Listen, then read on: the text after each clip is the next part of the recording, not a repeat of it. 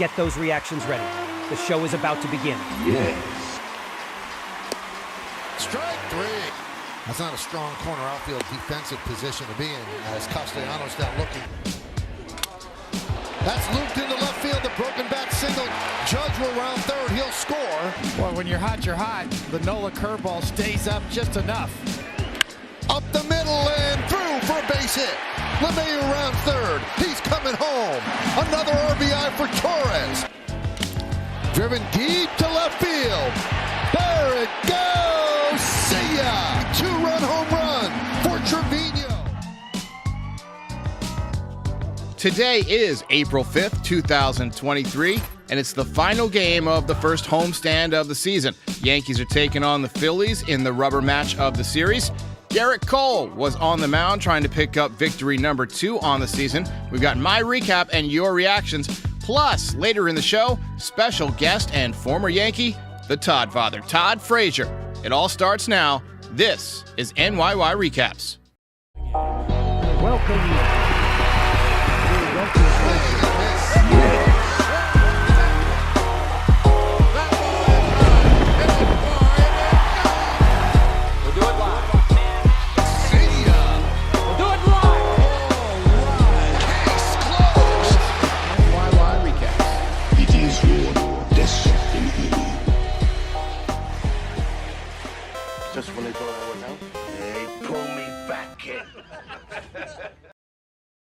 If you've ever thought, why is my wireless bill so high? Then let me tell you about Mint Mobile, who I'm partnering with for today's video. You might already know Mint Mobile if you've seen those funny ads from Ryan Reynolds, who's also an owner of the company. But let me quickly tell you how awesome their service is.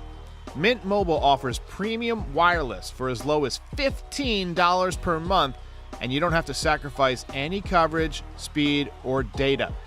They're building on the nation's largest 5G network. They keep costs low because they sell direct to you online and cut out the retail stores and salespeople. All Mint Mobile plans include unlimited nationwide talk and text, plus lightning-fast 5G and free mobile hotspot.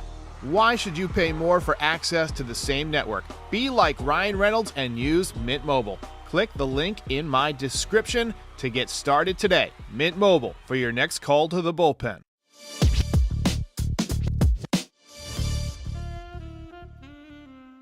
Welcome back, everybody.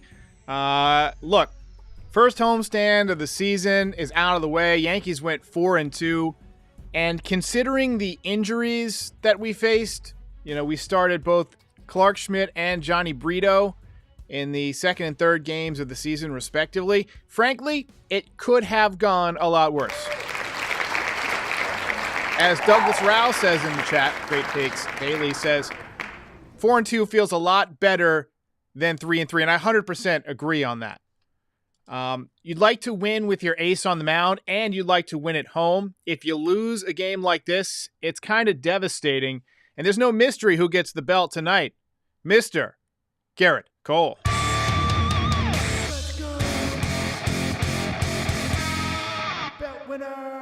Look, Gerrit Cole might be having that Cy Young season that we've all been waiting for him to have. He's been lights out as I've ever seen him. He's not striking out 15 a game like he was, with Houston a couple of years ago, but he's just been much more precise than either of his or any of his first 3 seasons with the Yankees today.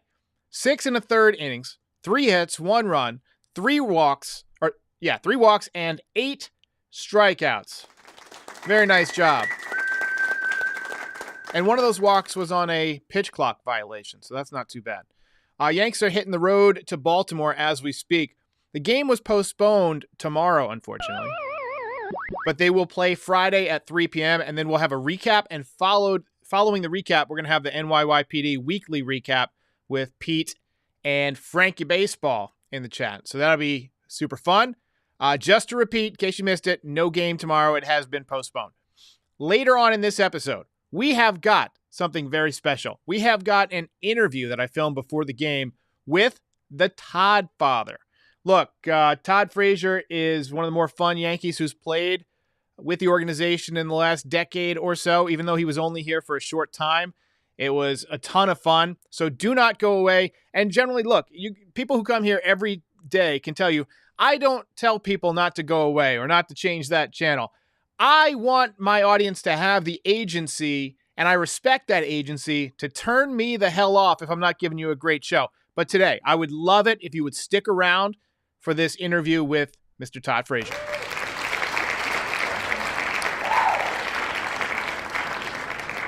So, it was a cold day at the stadium today. A lot of people in jackets, and it's tough to hit in cold weather. And with, matching aces today, you thought it might be a quick game, and it pretty much was. Giancarlo got the day off in the cold weather. That's a good move. When I woke up and read the weather report, my first thought was Stanton's going to pull a calf muscle. That was the first thing I thought. So the rare, savvy lineup move from Aaron Boone. Aaron Judge singled and stole second base in the first inning, his first stolen base of the year. He had 16 of them last year, and I think he's going to steal 20-plus this year. Continues to get better in every aspect of the game. Gleyber Torres, I see a lot of people saying, give Gleyber the belt. We're giving Gleyber the runner-up. He was fantastic today. He followed up with a broken bat single on a breaking ball to give the Yankees their first run of the game. Quietly off to a very good start, although maybe not so quiet anymore.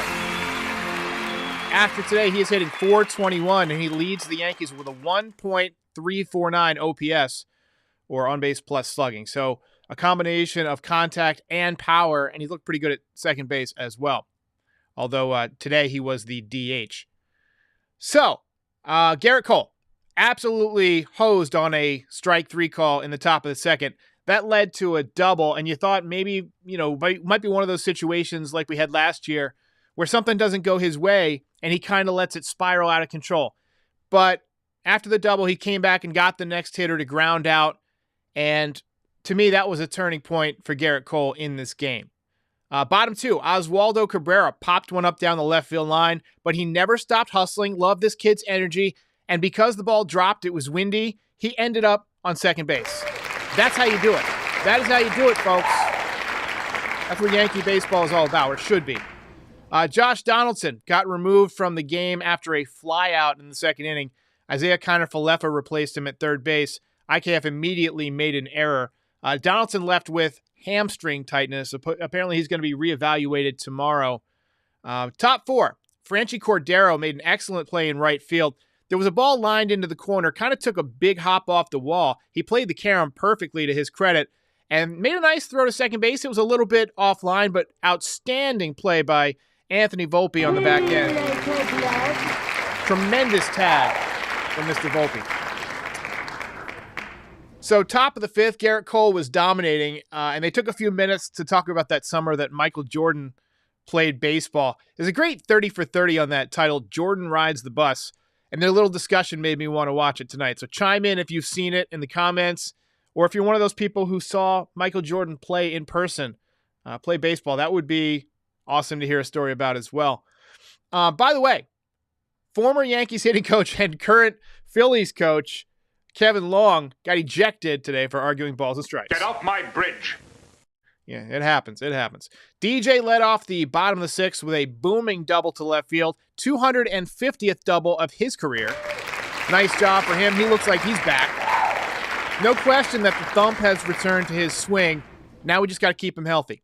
Couple of batters later, Gleyber Torres smoked one back through the middle. How many times last year did we see him scorch one right back through the box, and it got turned into a ground out because of the shift? Second RBI of the day for Gleyber Torres. Phenomenal day.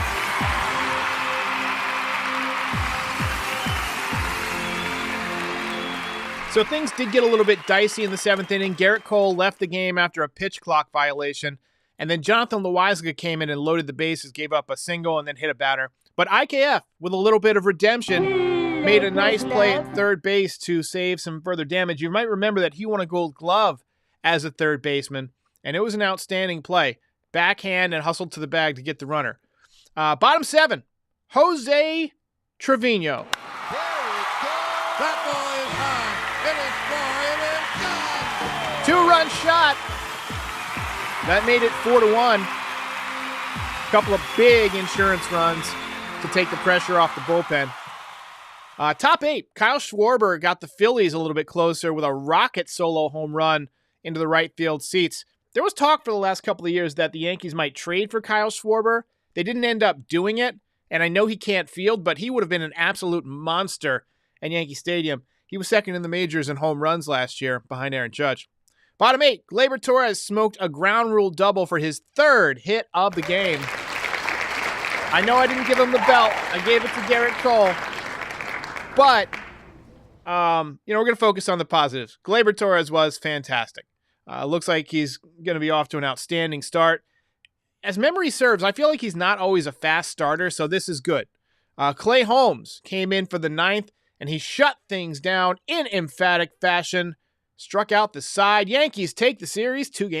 Ball game over. Yankees win. Yankees win.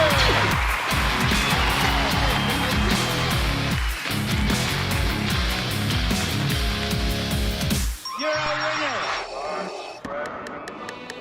We've already done the belt vote, so we're going to go through and take some of your comments here. We got a comment from OMG Nick. Says, Cashman never owns his mistakes since the Jacoby Ellsbury period.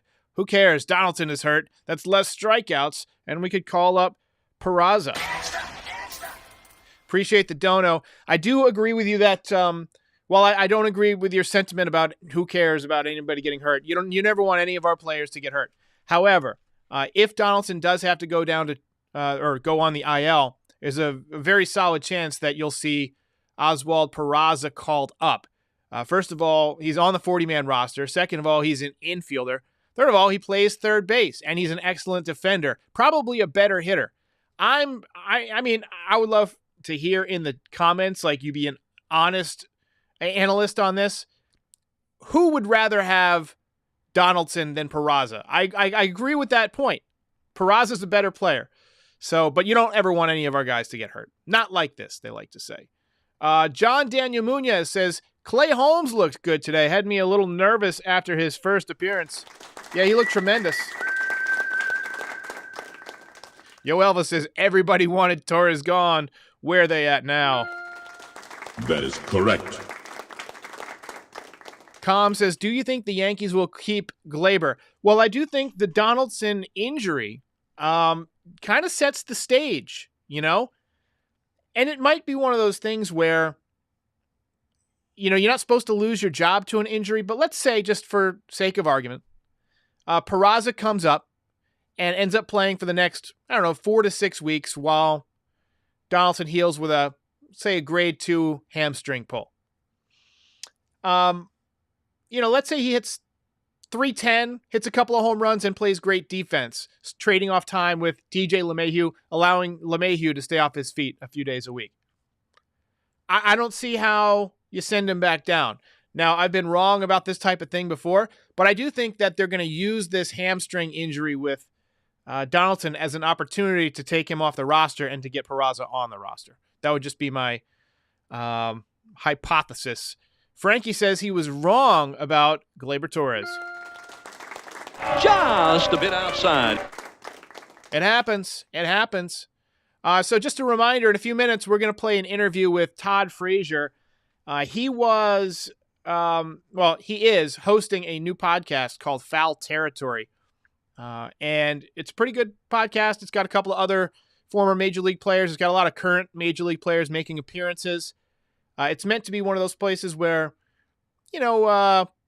a player can come on and just kind of be themselves. That's what he expressed to me. I've talked with Scott Braun, who's another host on that show and former network analyst and play-by-play guy on Facebook. And he expressed pretty much the same thing, that this is going to be a new place for players to kind of go and express themselves and chat with other players, get a couple of guys on the day after a brawl and hash it out, that type of thing. They're going to stream every single day for a couple of hours.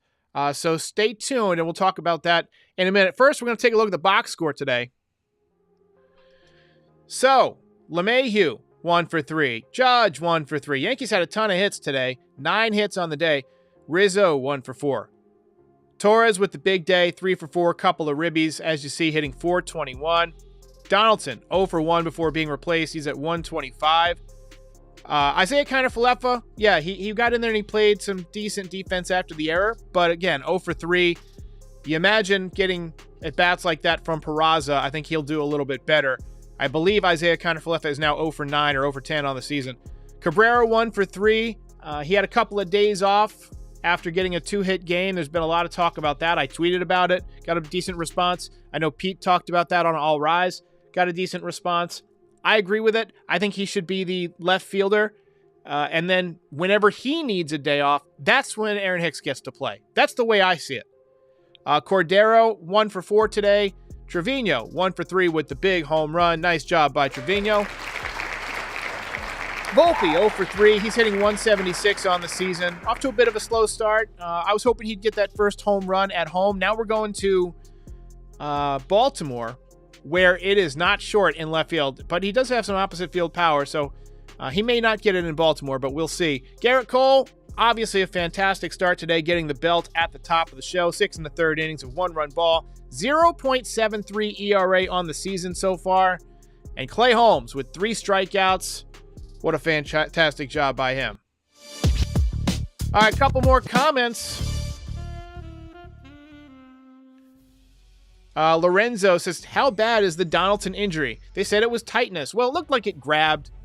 We don't know. I mean, if you're 36 years old and you have a hamstring issue, usually it's some kind of a strain. And the Yankees are very, very cautious when it comes to strained muscles. They almost always put the guy on the IL.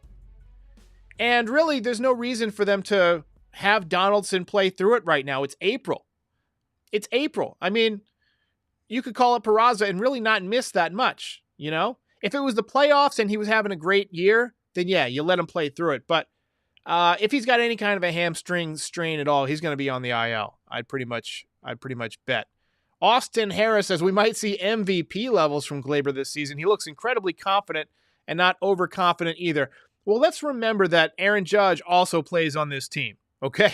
Well, Gleyber's having a great start, but I think Aaron Judge might legitimately hit 60-plus home runs and hit 320 and be a 20 stolen base guy and play Gold Glove level right field once Harrison Bader's back. So, Gleyber's got some work to do. Also, Shohei Ohtani's, pretty decent ball player. But I'll tell you what I would be satisfied with from Gleyber Torres. If he could have a year similar to what he had in 2019, I don't even need that much power. If he hits 290, which I don't think he's ever hit 290 before. If he hits 290 with maybe 85 to 100 ribbies and plays solid D, I'll take it. I will absolutely take it. Kenneth says, bring in the Martian and keep Gleyber. Time to go for it. Love it. Jonathan Alvarez says, we don't need Volpe for power when we need him to get on base and steal. 100%. But one of the appeals about Volpe, and one of the reasons he's great in the 9 spot, is he does have a little bit of pop. He is one of those speedy type of ball players, but he's not a punch and Judy hitter, as they would call it. He's a guy who can really hit. Off to a bit of a slow start. I don't think he has an extra base hit yet, but it's coming. And as the weather warms up, he will do much better. All right, guys, looks like we got about 400 people roughly in the chat. I want to play this interview that I had with Todd Frazier. It was a ton of fun, so let's get to it. Here at NYY Recaps, we like to support young, up-and-coming podcasters. Today's guest is the co-host of the Foul Territory podcast, which is new for 2023. Oh, and he also just happens to be a 2-time Major League All-Star, 2015 Home Run Derby champion, and a member of the 2017 New York Yankees. Please welcome the man they call the Todd Father, henceforth known as the Pod Father, Mr. Todd Frazier.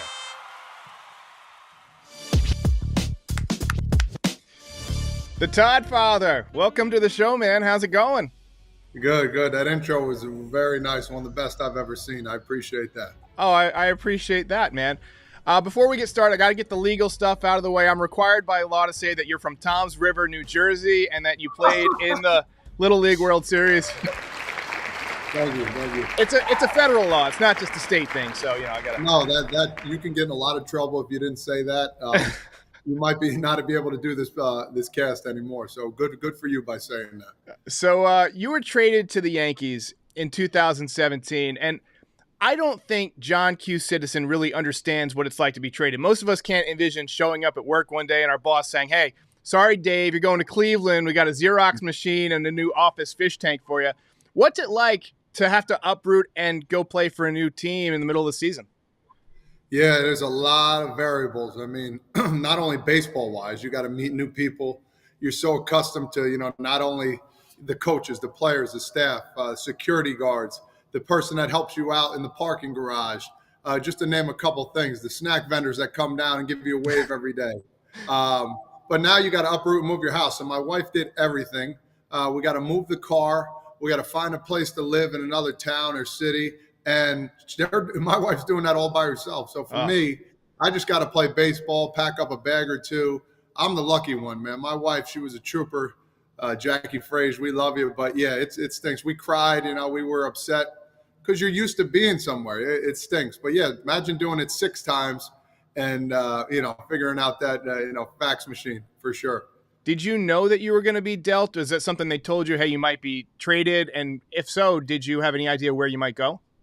The rumors, there's a rumorville all the time. I mean, your agent knows more than anything.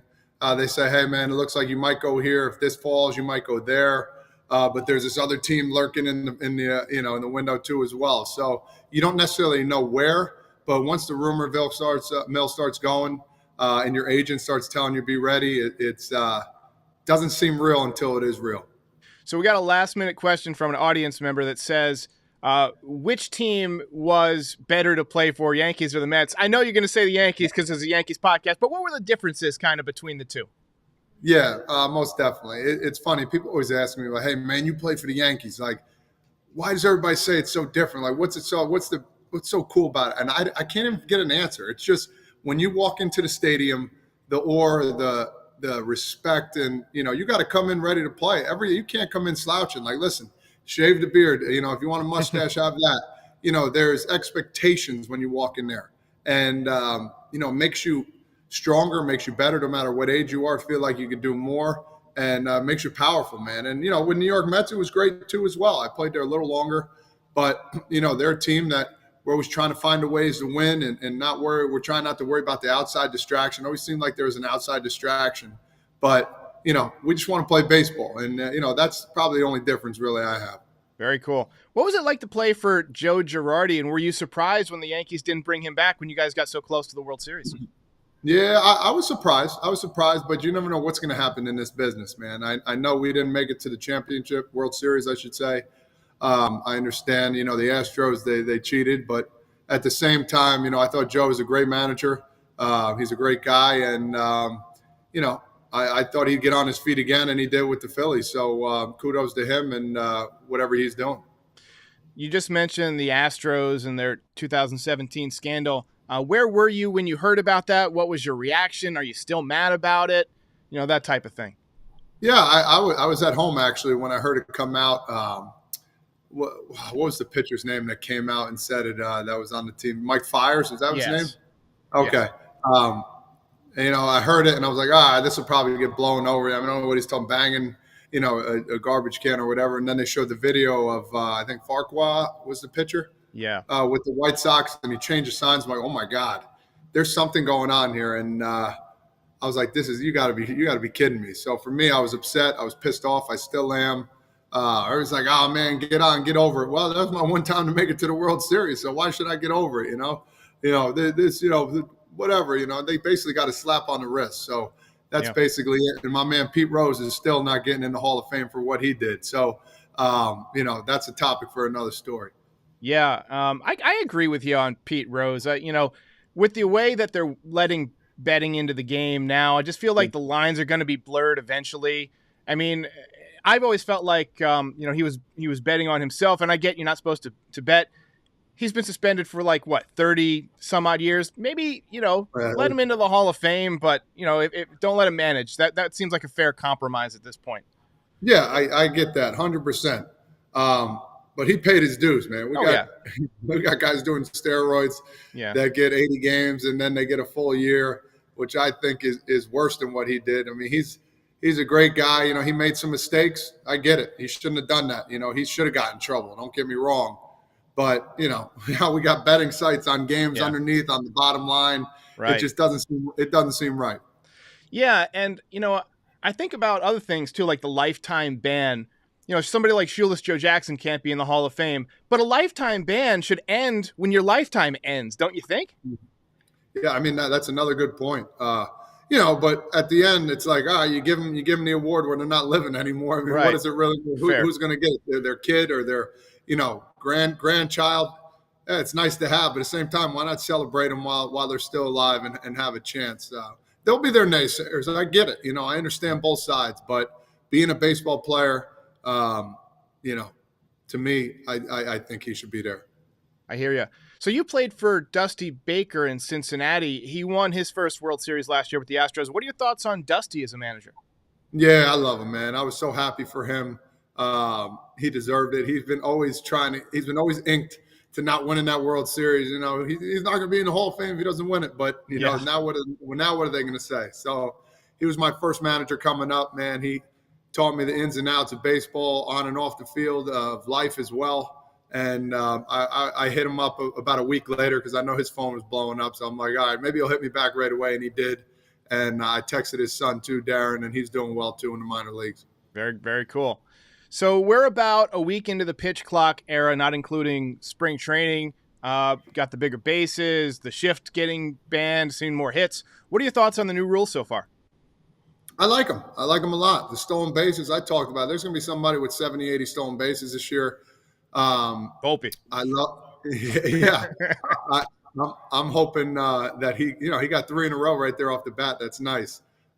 Maybe move him up in the lineup a little bit. You never know. I would like to see him. I think he let off a lot during spring training, if I'm not mistaken. Yeah. I would love to see him lead off again. I heard a little inkling that. Yeah, I heard an inkling that that Booney's been thinking about it. That's how it starts. Something starts up with a thought. So hopefully that happens. But yeah, the stolen base can be great. We had a game under 2 hours yesterday. I think that's phenomenal. So these fans need to get there early and they need to be ready for first pitch. So yes, I do love how it's going. Do you have an opinion on a potential automated strike zone? We heard from Manfred that that's kind of the next thing they're looking at. We've seen in the minor leagues, there's a challenge system now where players can like tap on the top of their head or whatever and challenge the strike call. What are your thoughts on that? I like the challenge. I like that a lot. I don't like the automated strike zone. I like the human element. I like the arguing. I like getting thrown. I like seeing guys getting thrown out of games. I think fans love that too as well. Basically, there goes, look at Machado. He's in his face. They're going back at it. I love that and I enjoy that. That's going to take the human element out of it, and I think that will hurt the game, in my opinion. I want to see the umpires out there. I want to see mistakes where people could talk about it the next day. Did you see that umpire, what he did? That's baseball. That's Monday morning baseball talk. So that stuff you never forget. You always, remember, 3 years ago when the umpire blew the call, that's the human element. That's life. And I thoroughly enjoy that. That's a good point. I've been on record as saying I'm in favor of the automated strike zone, but I think you just won me over. So you're going to be an excellent podcaster. The thing that, as you were talking about that, I was thinking about Tino Martinez's grand slam in the 98 World Series. Without the strike before that got called a ball, we don't get that grand slam.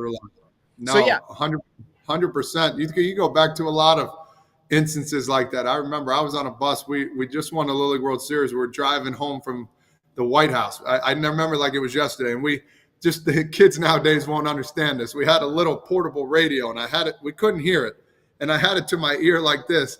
And I hear John Sterling, hit us high, hit us far, hit us. And I'm like, he hit a home run, and everybody was absolutely going bonkers. But I did go to the game before, and I remember Howard Reynolds brought me, or the game after.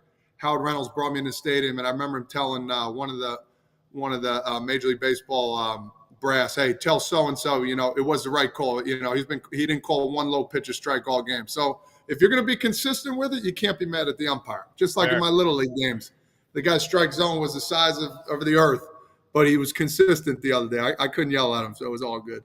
So, Todd, I know you got to do your live show, so I wanted to give you an opportunity to talk about the Foul Territory podcast. It's your new podcast this season. You guys are streaming all the time. What made you want to get into podcasting and kind of just tell me about, what you guys are doing over there? Yeah, after I was done, I always see these guys doing podcasts. Everybody had a pod. I'm like, man, maybe it's time for me to get on a show. And an opportunity came to me, and I couldn't turn it down. So I'm working a couple days a week. It's called Foul Territory. It's on all live streams from 1 to 3, from Monday to Friday. And it's the player's perspective. We're getting guys on, from Carlos Correa to, Max Muncy to all these big names, coaches. We're getting umpires. It's the player's perspective and coach's perspective to say anything they want, get things off their mind. We're going to get guys in here just after they got into a brawl during the game. What was said, what was going on? Why'd you argue with that umpire? And it's just talking shop. And I think it's a perspective that everybody would love to hear. The fans are going to enjoy it thoroughly because it's no holds bar. We're going to get after it. We're going to ask the tough questions, and they're going to come back with, honest opinions about what's going on. And it's something that it's natural to me. It's like we're shooting the shit at the bar right now, and, you speak your mind. So that's all I got. Well, I got to say, I've watched a little bit of it. It's very good. You're a natural. And if you guys ever need any kind of assistance, I'm open.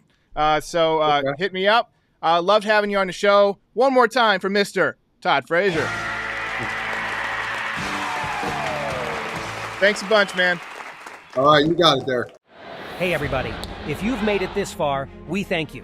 If you'd like to support NYY Recaps, please like and subscribe or pay a visit to our Shopify store for some great Yankees merch. Yes. If you're watching on YouTube, the link is in the description. But if you're listening to the audio version of this podcast, just visit NYYRecaps.shop.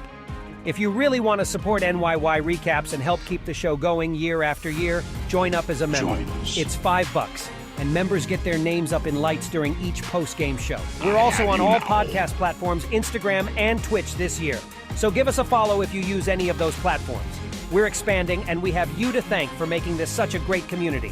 We'll see you next time. It is your destiny. Case closed. Ball game over.